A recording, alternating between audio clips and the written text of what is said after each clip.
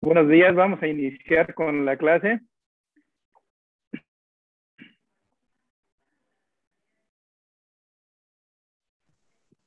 Sí, ¿Se doctor. escucha bien? ¿Se escucha y se ve bien? Sí, doctor. Bueno, el día de hoy vamos a tocar el tema de neuropatología del lóbulo temporal. Bueno, ustedes ya estudiaron la anatomía, únicamente recordar que el lóbulo temporal tiene una cara externa con 3 circunvoluciones. La parte medial pues no la alcanzamos a distinguir parte de este lóbulo. En la parte inferior también tenemos principalmente de lo que vamos a revisar el día de hoy es el área del uncus, que es el que lo vamos a tener muy en cuenta, recordar las referencias anatómicas. Anteriormente el lóbulo temporal está separado del lóbulo frontal por la cisura lateral, ¿sí? Posteriormente y superior, no se logra tener una separación adecuada del lóbulo occipital y del lóbulo parietal. La fisura lateral en su parte profunda tiene lo que se llama el lóbulo de la ínsula y tiene también una superficie inferior y medial que ya mencionamos. Con el fin de la clase, pues debemos de recordar que todas las áreas cerebrales tienen sus funciones específicas y están integradas como un todo, ¿sí? Daño en una parte específica se manifestará principalmente si es una área elocuente. Brodmann estudió pues diferentes áreas de la corteza cerebral, ¿sí? En 47 áreas. De estas, pues lo que tenemos que enfatizar son en las áreas más importantes, lo que llamamos elocuente, que es el área de Broca, por supuesto el área motora, el área sensitiva, el área de la recepción del lenguaje, el IVA, el área occipital o visual.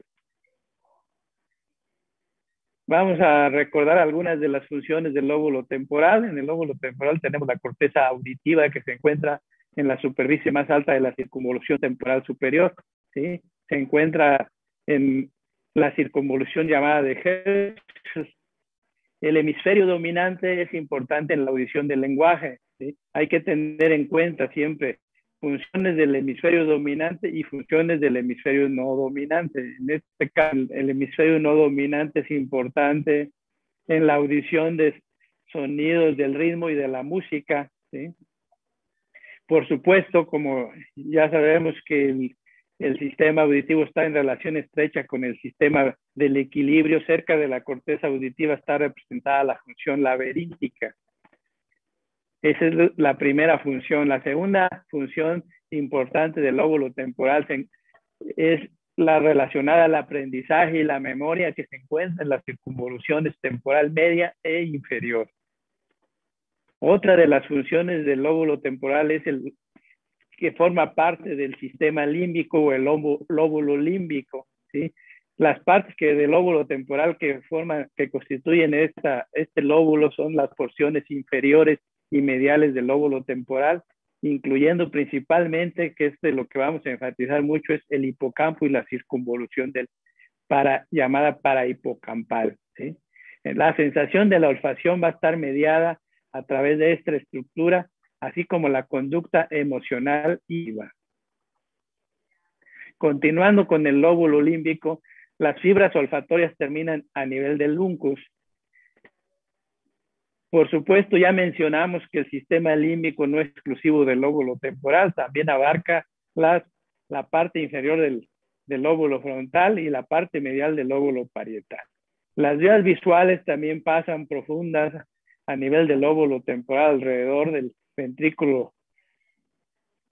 Y por supuesto, si hay una alteración, pues también nos va a dar una manifestación visual.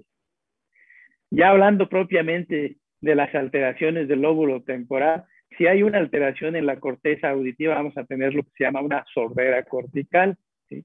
Generalmente el paciente, si tiene una sordera unilateral, generalmente no se da cuenta, ¿sí?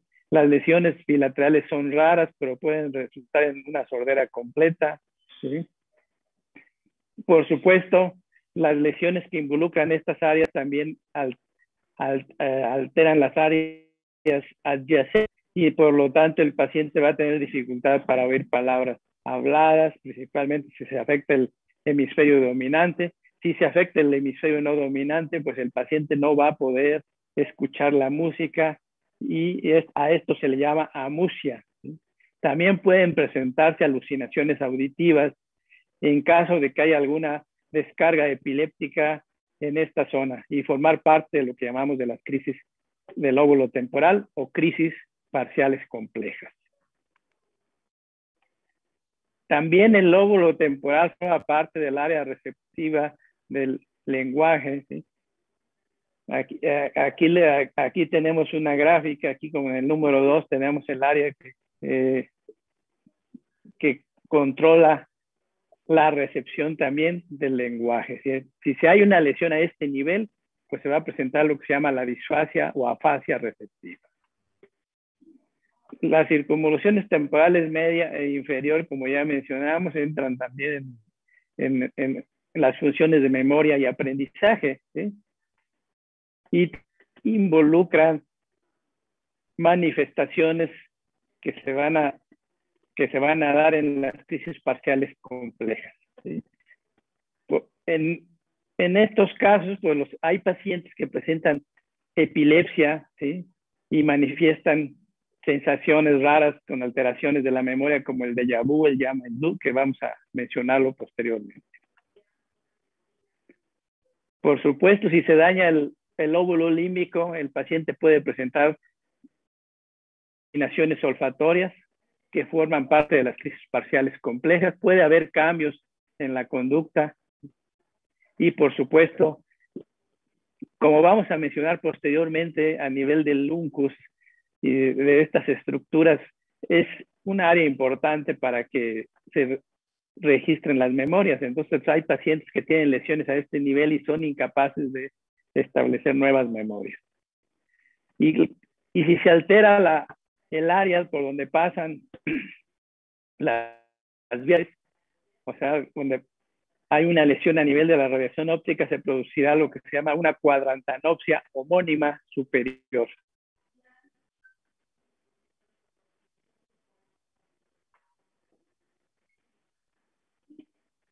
Vamos a mencionar algunas estructuras anatómicas importantes,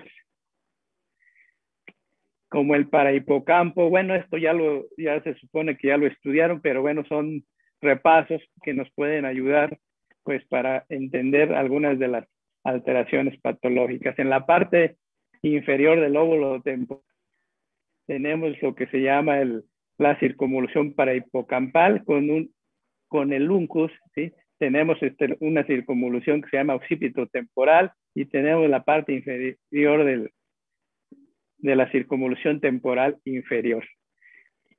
Cuando hay lesiones a estos niveles, el paciente pues va a tener afecciones principalmente de la conducta como agitación y abuso.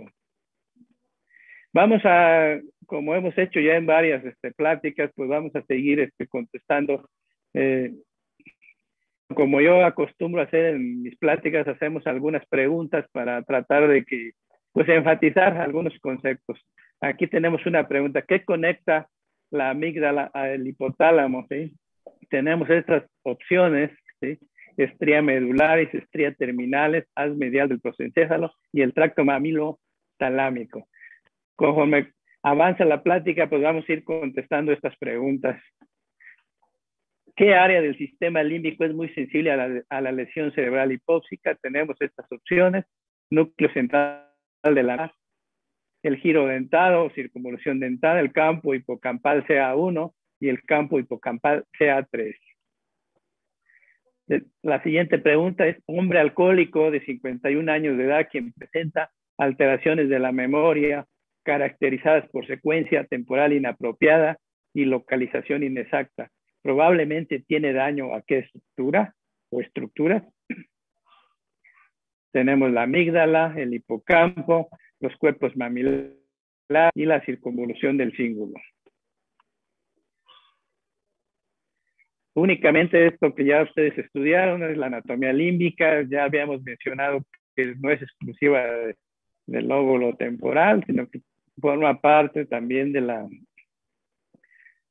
la parte inferior y medial del lóbulo frontal y parietal, y por supuesto en la parte basal del lóbulo temporal.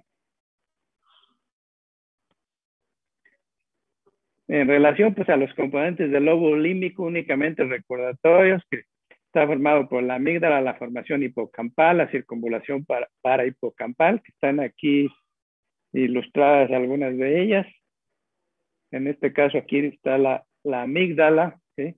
Y múltiples núcleos, ¿sí? Tanto a nivel de la línea media, el hipotálamo, la corteza olfatoria, ¿sí?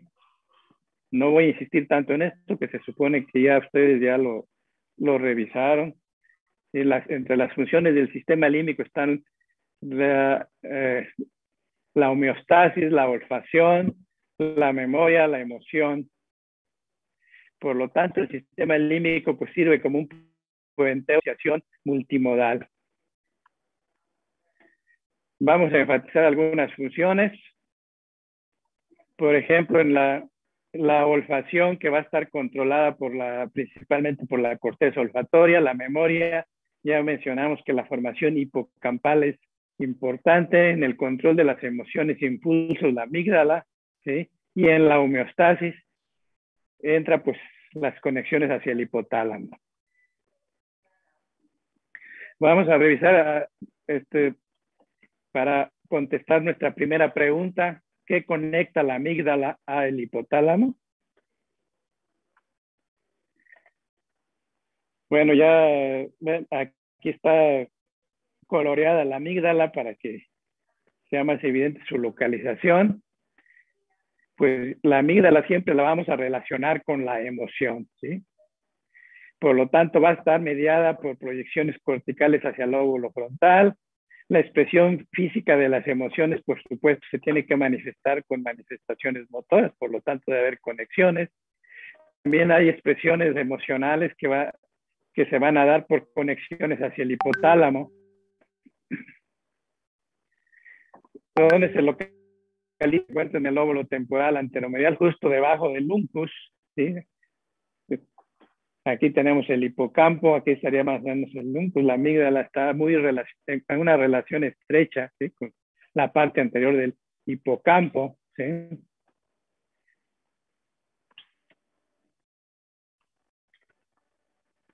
Por supuesto, va a estar compuesta por múltiples núcleos, de los cuales pues no voy a enfatizar tanto. Se supone que ya los revisaron.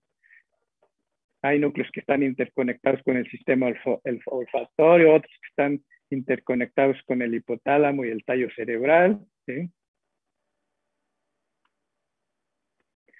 Va a recibir aferentes sensitivas amplias, por supuesto, aferentes del sistema visual, de sonidos, olores, gustos, ¿sí? Por lo tanto, pues va a tener mucha relación con sensaciones viscerales también. Y tenemos también los llamados circuitos eferentes, como la estría terminalis, ¿sí? Que es una estructura en forma de C que va corriendo desde la amígdala a lo largo de la pared lateral del ventrículo hasta alcanzar el hipotálamo. Entonces aquí estamos contestando la pregunta, ¿sí? También hay proyecciones hacia los núcleos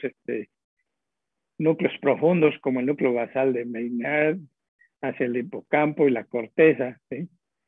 Que pues esto ya también lo van a estudiar o lo estudiaron. Los núcleos basales de Maynard son importantes en la producción de acetilcolina.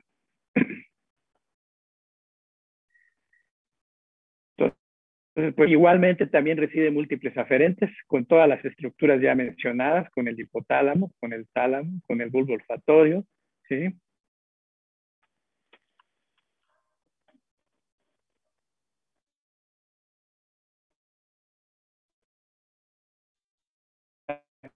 Tenemos ilustradas varias de las la amígdala, ¿sí? La relación tenemos el bulbo olfatorio, ¿sí? Los núcleos basales. Entonces es únicamente para mencionar que son estructuras que tienen relaciones muy amplias para precisamente dar las manifestaciones emocionales, tanto de tipo motor, emocional, liberación de múltiples sustancias, como la liberación de la dopamina. Entonces aquí tenemos ya la contestación con esta revisión. ¿Qué conecta la amígdala al hipotálamo? Pues la correcta es la estría terminalis. Por supuesto, como todas las estructuras, tiene su irrigación vascular, que va a estar dada principalmente por dos arterias, la arteria coroidea anterior y las ramas estriadas laterales de la arteria cerebral media.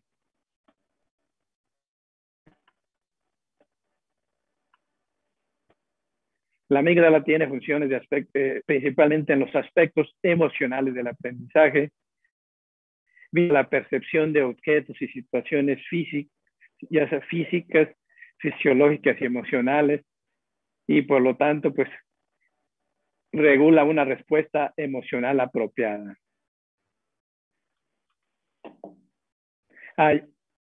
Generalmente se va a asociar al placer, al dolor y a los resultados buenos y malos, ¿sí? En estudios de resonancia, pues se han visto cambios en la amígdala, ¿sí? Se mencionan o se recuerdan emociones fuertes, ¿sí? Por ejemplo, pues aquí algunos de los eventos que han sido fuertes son, por ejemplo, el asesinato del presidente John F. Kennedy, la caída del Challenger, o por supuesto los eventos del 9/11, ¿verdad? De la destrucción de las Torres Gemelas. Todo eso se va a estar regulado principalmente por emociones que se originan en la amígdala.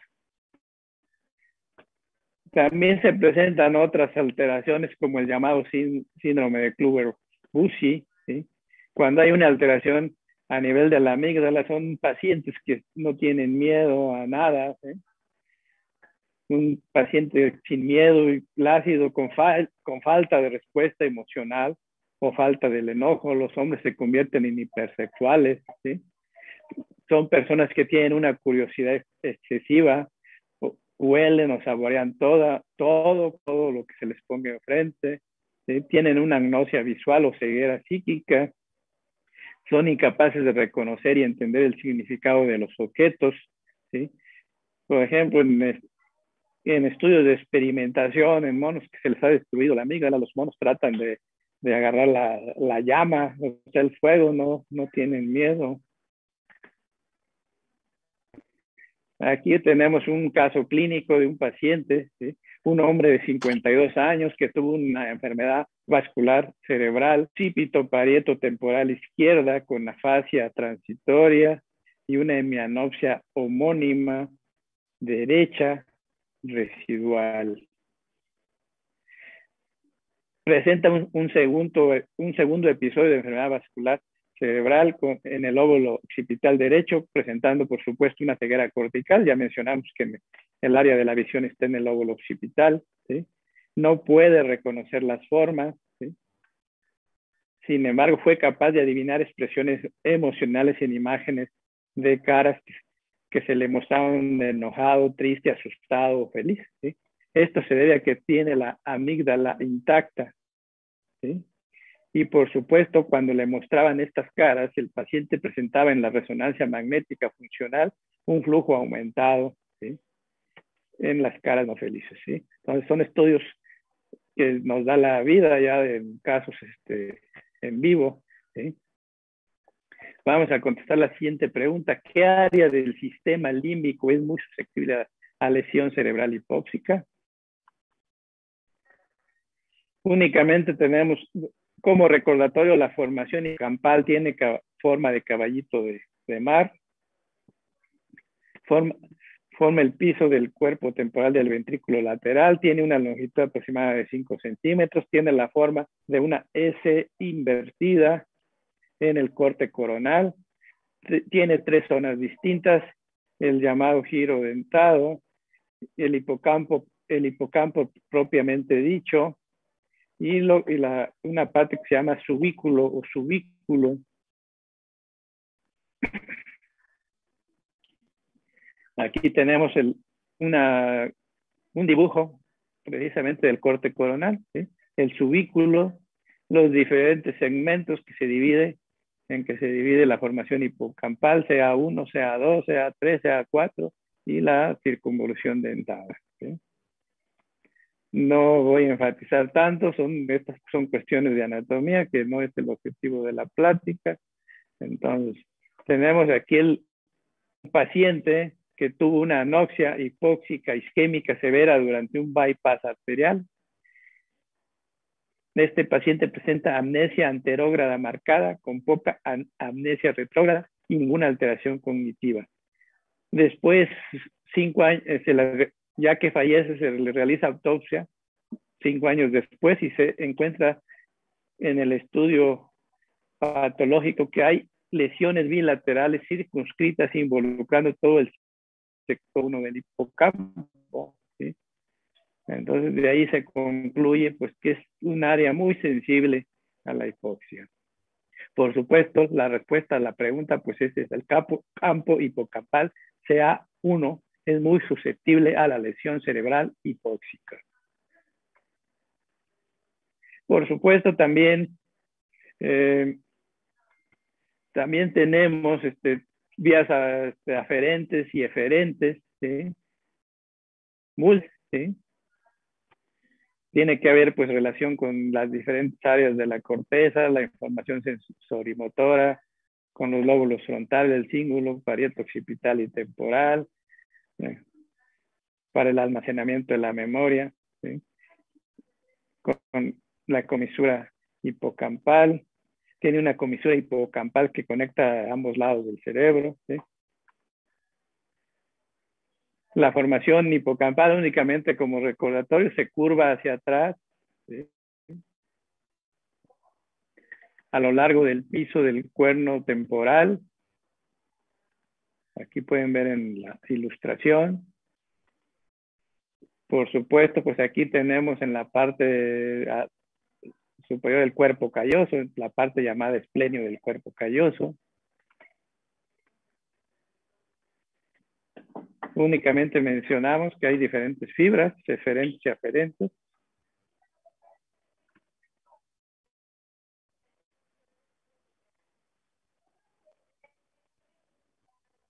Tenemos otra ilustración, bueno, la misma ilustración, nada más mencionando que diferentes fibras hacia los núcleos septales o preópticos, ¿sí? Comunicación con los núcleos talámicos, también comunicación con el hipotálamo y también hacia los cuerpos mamilares, ¿sí?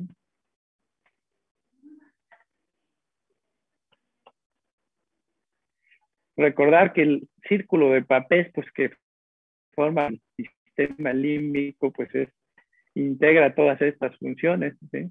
Aquí tenemos una ilustración, ¿sí? El núcleo talámico anterior se proyecta hacia la cápsula interna y luego a la circunvolución del cíngulo. Y ya vimos que el cíngulo pues forma la parte medial del lóbulo parietal, ¿verdad? Y luego se continúa con la circunvolución parahipocampal, ¿sí? Y hasta llegar pues a todas las áreas que ya revisamos, ¿sí? Todo este circuito pues es el llamado circuito de Papez. El hipocampo también tiene pues su irrigación vascular, como todas las áreas del organismo, ¿sí? Y va a estar dada por la arteria cerebral posterior y por la arteria coroidea anterior. Vamos a contestar la siguiente pregunta. Hombre alcohólico de 51 años de edad, quien presenta alteraciones de la memoria caracterizadas por secuencia temporal inapropiada y localización inexacta. Probablemente tiene daño a qué estructura o estructuras. Para eso, pues vamos a recordar las funciones. El hipocampo interviene pues en la memoria también, ¿sí? Y hay dos tipos de memoria, la llamada memoria declarativa o esa, y la no declarativa o implícita. La explícita puede ser episódica, que es la memoria para episodios personalmente experimentados. La semántica, que es la memoria acerca del conocimiento general acerca del mundo. Requiere, por supuesto, un paciente consciente y es límbico dependiente. La información debe ser codificada, consolidada y recuperada. La no declarativa es una memoria de procedimientos, son para habilidades perceptivo-motoras, no es independiente ahora sea, del sistema límbico y es procesada por los núcleos basales y el cerebelo, ¿sí? Son algunas habilidades que se pueden adquirir con la práctica. El hipocampo va a estar involucrado principalmente en el desarrollo de las llamadas memorias declarativas, ¿sí?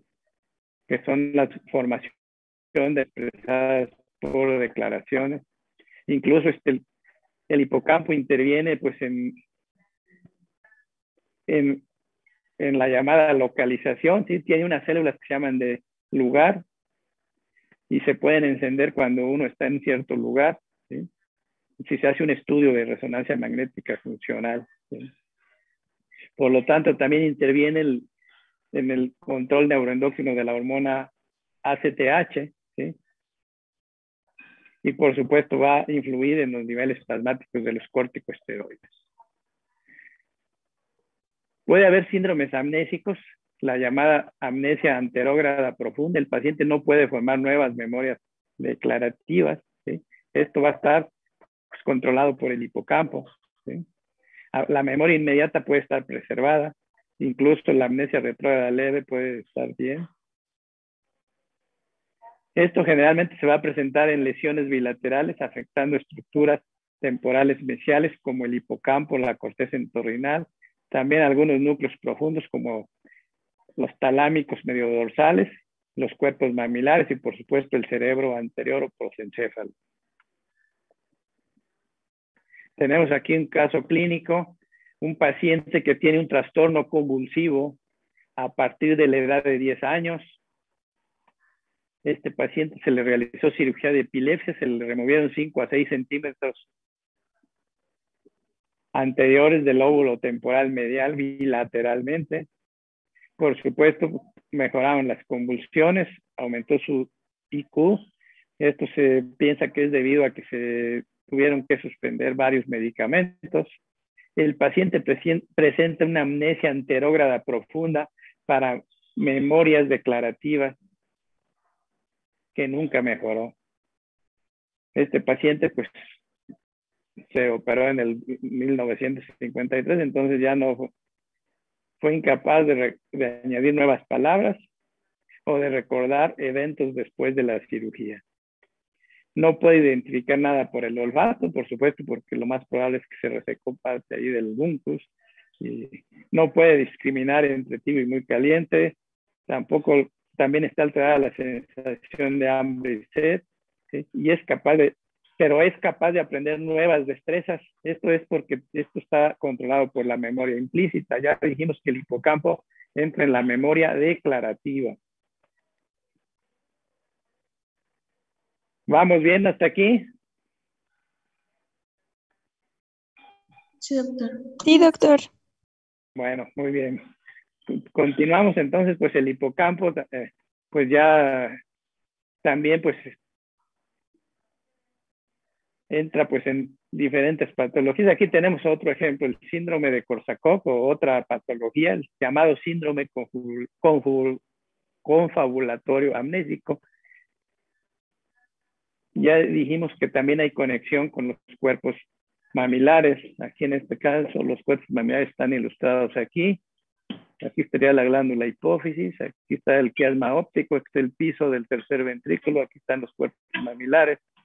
Entonces, en este caso hay un daño bilateral a los cuerpos mamilares y va a estar correlacionado también con una amnesia anterógrada. La inteligencia está intacta, pero hay incapacidad para formar nuevas memorias declarativas también. En este caso, el paciente va a compensar sus respuestas inventando cosas, o sea, confabulando. En este caso, un hombre alcohólico de 51 años, la respuesta a la pregunta que ya mencionamos, pues sería la lesión a los cuerpos mamilares principalmente. Bueno, ya son conceptos. La memoria es la capacidad de retener y recordar la información, perdón, y las experiencias. Incluye un registro, una retención, un recuerdo y una reproducción, ¿sí? Por supuesto, se necesita que el paciente esté sin confusión, que no tenga ninguna alteración orgánica y, por supuesto, las áreas del lenguaje que estén funcionando adecuadamente. Bueno, este es el repaso de lo mismo, ya el proceso de la memoria, también lo que ya mencionamos, hay algunas patologías en las que se van alterando, ¿sí? Por supuesto, la memoria se debe de explorar en el paciente que tenemos en el consultorio, en las urgencias o ya hospitalizado. Se requiere que el paciente esté alerta. Por supuesto, no es posible explorar la memoria en un paciente desorientado o con disfasia. La memoria, para revisar la memoria inmediata, pedir al paciente repetir una secuencia de 5 a 6 o 7 números al azar.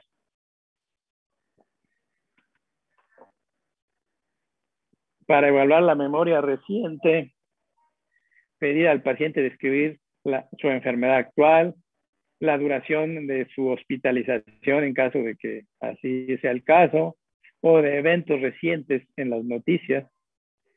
Para evaluar la memoria remota tenemos que preguntar eventos o circunstancias que ocurrieron hace más de 5 años. Para evaluar la memoria verbal, pedir al paciente recordar una oración o una historia breve o algunas palabras después de 15 minutos de que se las hayamos pronunciado. Para evaluar la memoria visual, le mostramos al paciente generalmente 2 o 3 objetos y después de 15 minutos les preguntamos qué objetos les mostramos, ¿sí?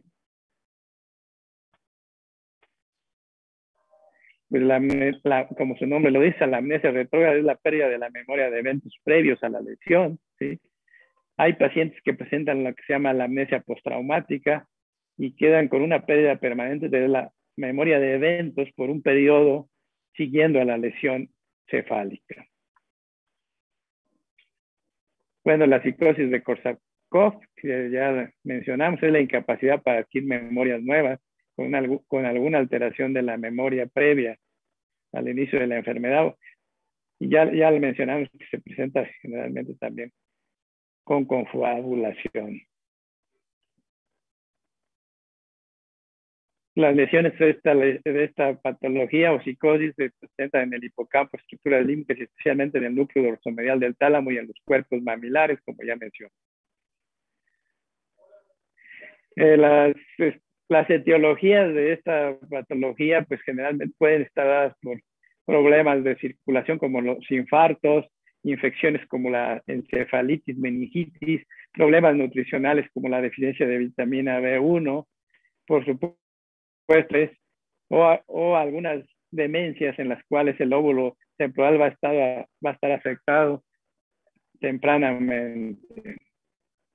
Hay otra patología que se llama la amnesia global transitoria, que esta se presenta en la edad media o tardía de la vida, ocurre para eventos recientes con función normal durante este periodo. En general, el paciente puede ir a trabajar y se comporta normalmente o parece desorientado levemente. Entonces, se dice que esto puede estar dado por unos ataques, algunos episodios, pues, que pueden ser una isquemia transitoria a nivel del hipocampo. Generalmente, pues, va a mejorar sin ningún tratamiento, ¿sí? Es un padecimiento benigno. Voy a enfatizar un poco más en las llamadas crisis parciales complejas, ¿sí?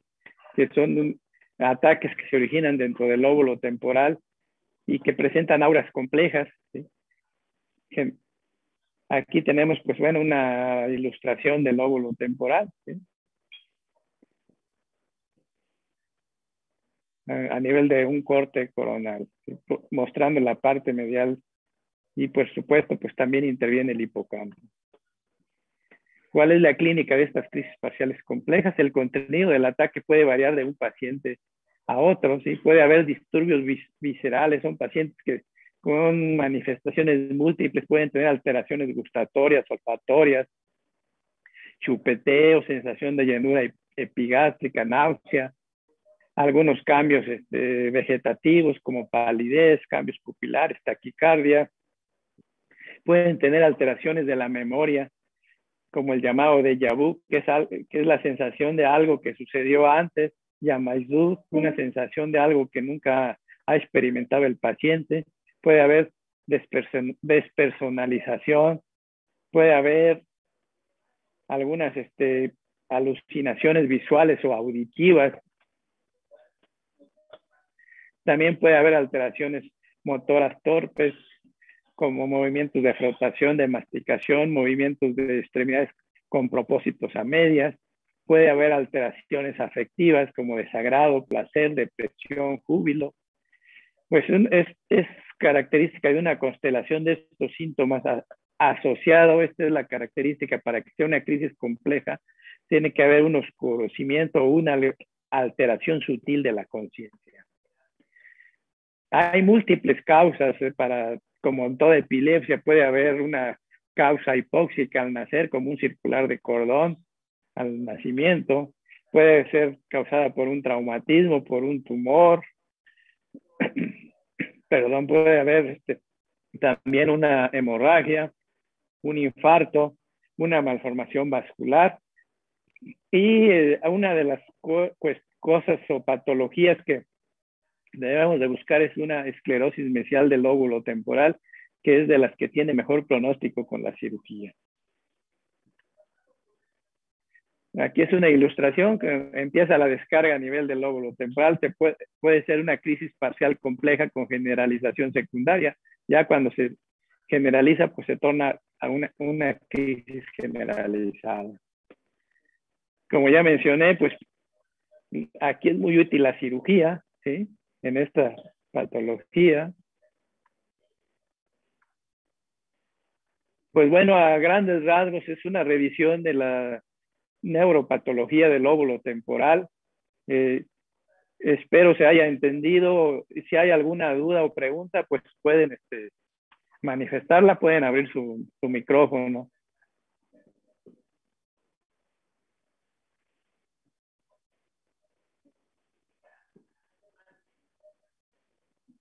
Hola.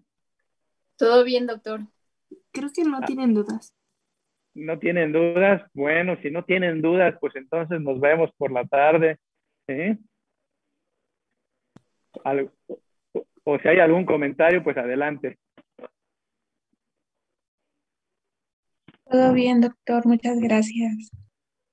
Bueno. Que pasen buen día. Gracias, doctor. Nos vemos al rato. Doctor. Gracias.